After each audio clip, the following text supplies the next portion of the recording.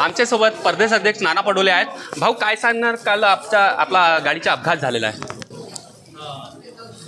काल भंडाऱ्याजवळ जी घटना झाली ती खरं तर जनतेचं प्रेम आणि आशीर्वाद तर आमच्याबरोबर आहे, पण ते आमची गाडीचं संपूर्ण नुकसान झालं। गाडी हळू होती, ट्रॅफिकही हळू होता, त्यामुळे मोठी घटना टळली। मी पोलिसांना SP-नाही सांगितलं की याला तपासा, काही घातपाताची काही शक्यता आहे का। पोलीस तपासतात आहेत आणि आहे, लोकांचा आशीर्वाद आहे, मी सुखरूप आहे। घातपात आहे का असं काही वाटतंय का आपल्याला? मी पोलिसांना सांगितले ते तपासा। साईद पठाण, TV9 मराठी, गोंदिया।